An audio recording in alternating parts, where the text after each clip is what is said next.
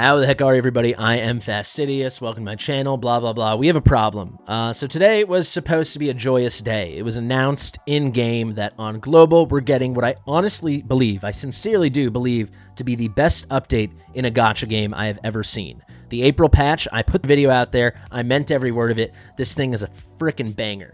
You know, left, right, center, this thing is so good. You know, new epic heroes, super viable epic heroes, including Esme, who we're going to get to very shortly. You know, Gear Raid 4 content all of us have been looking forward to for so long and predicted would take longer than this to arrive. It's going to be a really amazing piece of content, a great equalizer piece of content, right? Because everyone gets 150 attempts to get the best things, and that's it. No one can wail hard on it, right? And on top of that, we're going from 10x to 15x on rate up banners. How good a day was it? Well, we had a big poopy taken on the day because right after that, I was made privy to the fact that poison is, you can't even call it a nerf.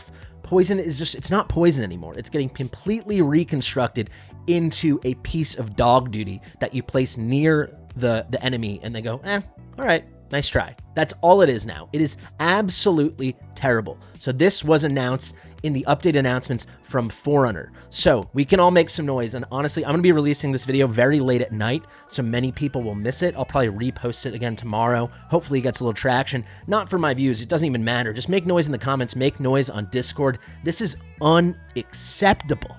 There was no place in the world for poison in PvP. No place in the world. Why am I talking about PvP?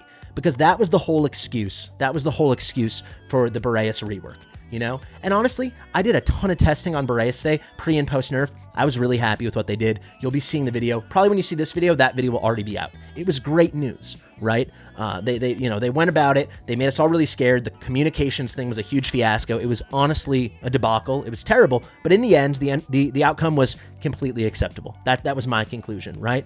So we had all that. But the whole craziness behind that was powered by this. Boreas adjustments. We designed Boreas as a core hero, blah, blah, blah, blah, blah. However, Boreas' exceptional skill range and damage multiplier have made him an effective standalone character in Gear Raid and Arena AoE DPS challenge. Again, astonishingly, his exceptional performance, blah, blah, blah, right? Because of in the arena, it led to an imbalance. There was a competitive imbalance. They want him to have a prominent role in PvE, but not be unbalanced in arena.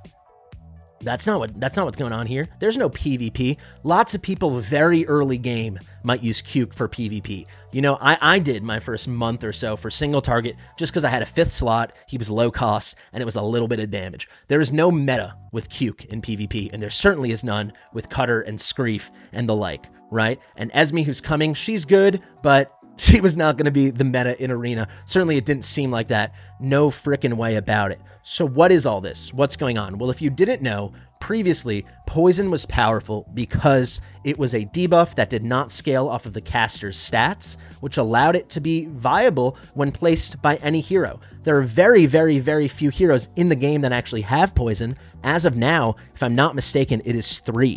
We've got 2 Star Piercers, 2 uncommons over here. Actually, it's 4. Excuse me, it's 4. So we have Cutter. He's got a poison here on the basic, and then he's got an AoE. Then we have Liam.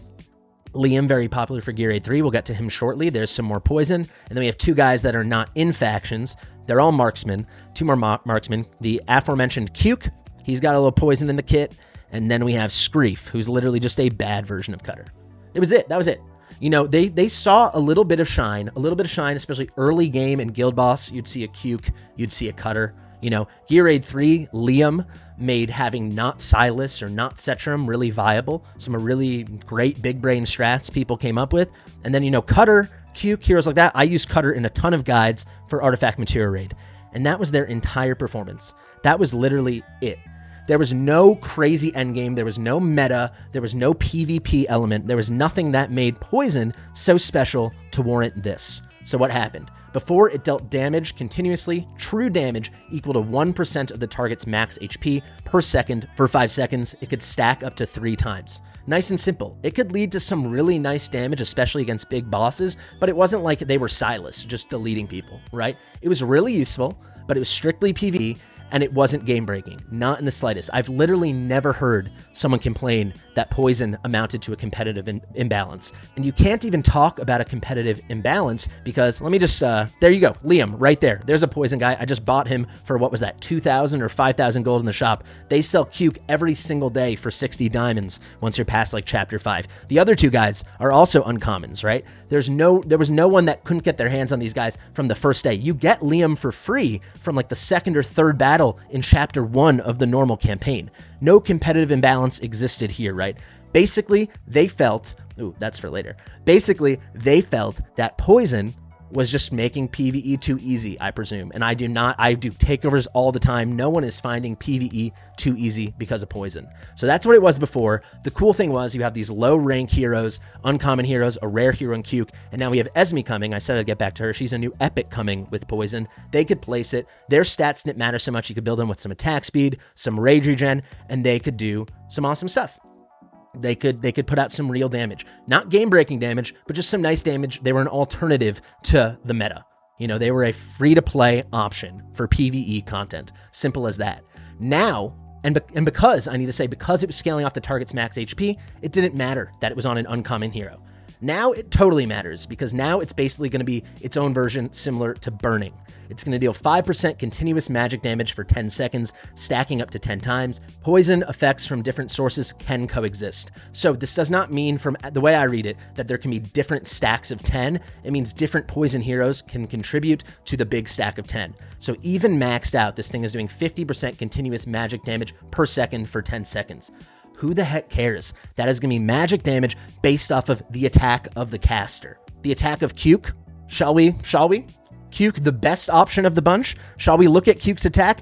Anyone that was just participating in the Arbiter of Frost thing, the Immortal Codex, the dot damage, the damage over time boss, right? Did you find Cuke's attack? Excuse me, he's not in a faction. He's not even in a gosh darn faction. Did you find Cuke's attack to be particularly high when we all 6-starred him, and now it's literally for nothing? What is his attack at max level? Let me show you. Oh, it's 2298. So there's no world. Who cares if it's 500% per second? Well, maybe in that case. It doesn't matter if it's 5% per stack, up to 10 stacks, or even 15. I mean, with that amount of attack, there is no world that he is going to do good damage.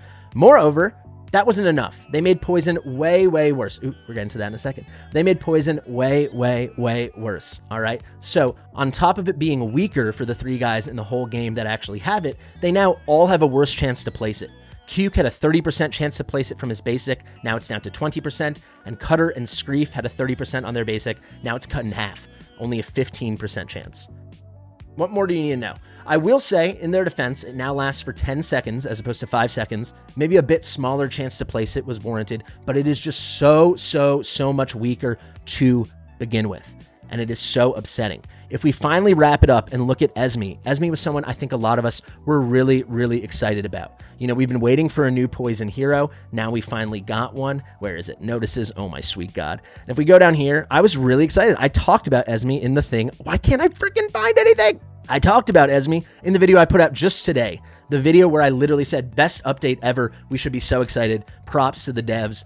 And we had amazing comments. Everyone was so thrilled. You know, relentless blades make bounce attack and inflict poison. That poison's going to be stinky. Who the heck cares? It's not like Esme's coming in here with 4,800 attack. The reason burn works on burn heroes is because the best burn heroes in the game are like these fighters or Hex that put out tremendously powerful burns. But like, look at someone like Arrogance. We're talking big boy attack, 5248, not 2248 or whatever the heck that Cuke has. So what was that comment I kept accidentally sneaking in? Well, this is what kind of motivated me. I wanted to make the video earlier. I chose not to. It is now 12:09 a.m. the next day. And after this comment, I finally read it. You know what? This gave me the kick in the butt. Epic7 Hates Me says, there you go, 320. Thank you for this comment. I'm going to leave you guys with this. This is it. This is all you need to know.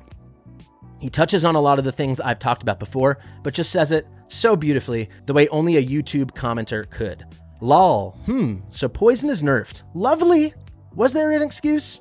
Did it affect PvP as well? Did someone complain about it? So an easy free-to-play option for new and free-to-play players is out of the window. Great. Good stuff. Have to keep the game as pay-to-win as possible. Now you either need to pay a ton and hope to get lucky or grind for a year and hope to get super lucky lovely. People who kept screaming nerfs are good for the health of the game can eat their words and get wrecked, or explain to me how this nerf is good and is not about greed. You know, there are some exaggerations in there, but it's that last line. Everyone said, of course Boreas needs a nerf, it's not good for the health of the game. Fine. How is this good for the health of the game? How is this good for the health of the game? A free-to-play option out the window, something not even close to overpowered, literally just viable, that gave flexibility to players that weren't lucky enough to pull a Hex or a Silas or so on or so on. How? How is this good for the game?